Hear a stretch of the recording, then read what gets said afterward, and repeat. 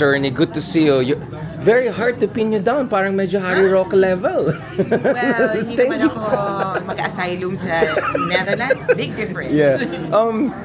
I know it's a side thing, but everyone asked me bring Harry home. So I said, I'm sorry, I'm not gonna bring him home anytime. Pero mukhang malabo yung asylum niya from what I gathered. Talking to people are very well informed. Yes, so my former professor apparently does not enjoy the support of Regrettably, you're many, many supporters. Kumbaga, in fact, there's 11,000 people who have signed the do not grant Harry Roque asylum. I hope the Dutch government understands that this position is not only like political but also legal. Kasi how could the Dutch government give safe haven to someone who encouraged mass murder, who encouraged human rights violations? So and could face some serious charges like human trafficking or pogo-related charges. Actually, that's quite serious. I'm interested how that has developed. Apparently, there are no charges yet. I was with General Torre just the other week, and I was asking him mag-file ba or hindi kasi I think Justice Carpet said something like kung wala pa namang kaso and magimutan academic yung Shoko's order so ano nang hanash niya, basically wala siyang drama. And sabi ko nga, I don't know, so we've been looking at several cases of yung nagsisi ng asylum. Like, it's because there are cases. I mean, talagang criminal cases. Pero ito yung sa kanya was an invitation. He failed to show up to an invitation to shed light on matters. It's not a criminal, imprisonment. Hindi siya punishment. So it's just meant to be. And technically speaking, also, it's not like yung Netherlands yung first point of entry niya. And there are also some technical issues, right?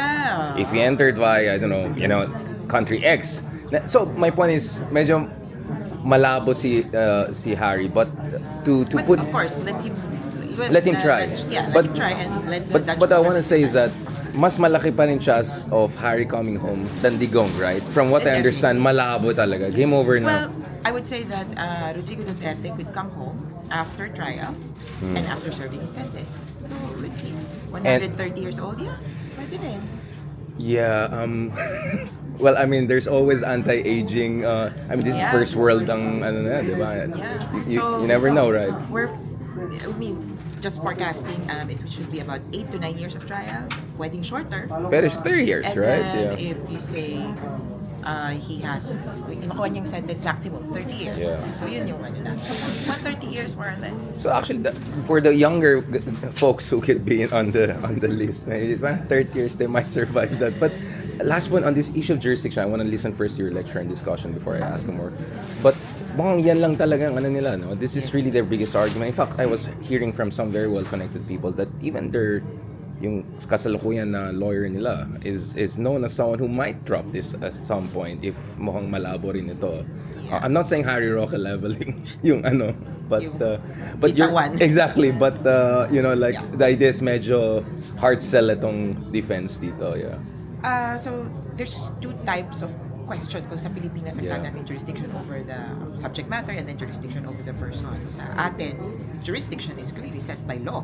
So in our case, in Digong's case, it's the Rome Statute, and whatever it says, ano ang jurisdiction ng ICC over the cases, so the 4 cases, and then at the time that you are a member, clear yon. Today, the ICC prosecutor has come out with a statement, and it's very rare that they make that kind of statement.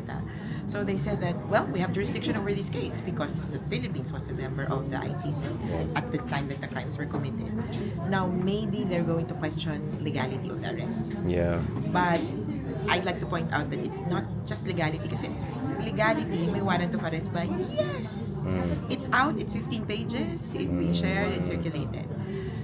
It's irregularities that they're talking about. And irregularities, napasa ako. Irregularities will not void the warrant of arrest or the case itself or vitiate the proceedings. So actually, my position on that is, if he thinks he's been unlawfully detained, if there has been rights violations, he could seek for compensation before the from the PNP or the court, or from ICC. He could say na ganito. But I think the ICC in this case would say those issues that you have are with the arresting state. Yun nga inisip Not ko, yeah, with the exactly. ICC. Yeah. So magpapasahan din. Well, there is a rule, kumbaga dun sa ICC, sa Rome Statute, that you could, Yeah. but, I mean, he has to argue na ICC yung nabutos. No? So that perfectly says for a discussion later, because I want to ask if it makes sense for us to return to the ICC. Could you do it just through an executive action since Duterte did it with the Congress of Senate? And also I want to ask, do we need the kind of a Justice Commission, truth, reconciliation, compensation?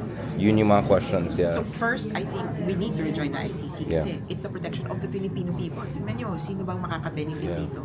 Yung simpleng mamamayan kasi it's an avenue, it's an option. Kung hindi ka makakakuha ng justisya sa bansa mo, sa ganun kalalang mga krimen. If I don't know when we rejoin, we need to do the whole thing again, Senate ratification, concurrence, etc. So it's not just executive. It's not going to be just an executive decision.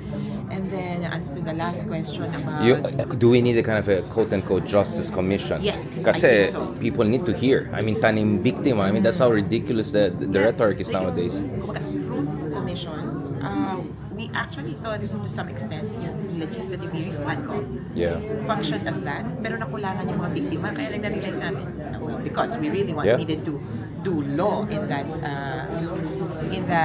proceeding. So it wasn't a proper opportunity. That's why, as early as that, may calls na bigyan nyo ng mas mahabang panahon yung mga biktima na magsalita. Thank you, Atty. Actually, I was supposed to say we'll answer that later on. Excited masyadong sumagot, but I don't mind. Later, let's discuss this. Looking forward po.